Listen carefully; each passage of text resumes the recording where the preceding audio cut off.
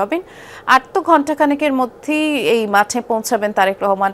এই সমাবেশস্থলের চিত্র কেমন দেখছেন? বিশেষ করে যারা তৃণমূলের কর্মীরা সেখানে উপস্থিত আছেন তারা কি বলছেন? তৃণমূলের নেতাকর্মীরা আসলে ব্যাপক উজ্জীবিত, আগ্রহ নিয়ে অপেক্ষা নিয়ে আছেন তারা।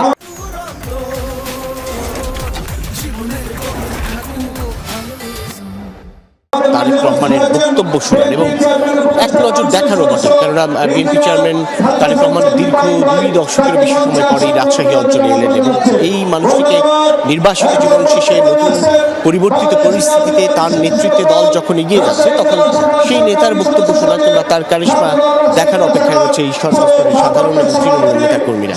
তাদের প্রত্যাশা এই অঞ্চলের জন্য তারেক রহমান আলাদা করে কিছু পরিকল্পনার কথা হয়তো বা তুলে ধরবেন, কেননা এটি দেশের উত্তর পশ্চিমাঞ্চলের এই অঞ্চলে নদী ভাঙনের বিষয় রয়েছে, সীমান্তবর্তী অঞ্চলগুলোর নানান ধরনের জটিলতা। এইসব প্রান্তিক মানুষের জন্য তারেক রহমানের কি পরিকল্পনা সেটি শোনার অপেক্ষায় আছেন এখানকার মানুষ। এবং সেই সঙ্গে 3টি জেলার চাঁপাইনবাবগঞ্জ, রাজশাহী এবং নাটোর, এই 3 জেলার 13টি সংসদীয় আসন, সেই সংসদীয় আসনে যে প্রার্থীরা রয়েছেন তাদেরকেও তিনি তুলে ধরবেন এই সাধারণ মানুষের সামনে। তারেক রহমান ধানের শীষের পক্ষে ভোট চাইবেন তিনি। এরপর এখানটায় এই সমাবেশস্থলে এই তারেক রহমানের নির্বাচনী সমাবেশ ঘিরে এই নেতাকর্মীরা কিন্তু দিনের শুরু থেকে আসলে অপেক্ষা করে আছেন।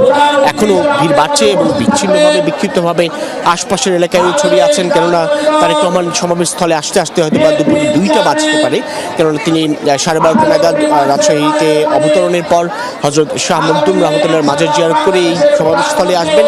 সেক্ষেত্রে নেতাকর্মীরাও খানিকটা ছড়িয়ে ছিটিয়ে অপেক্ষায় আছেন যে তিনি যখন আসবেন শেষ মুহূর্তে তারা সমাবেশস্থলে এসে উপস্থিত হবেন সেই অপেক্ষায়।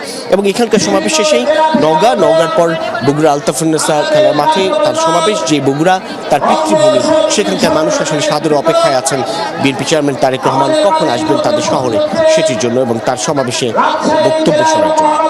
অনেক ধন্যবাদ রবিন, শুনছিলাম আমরা।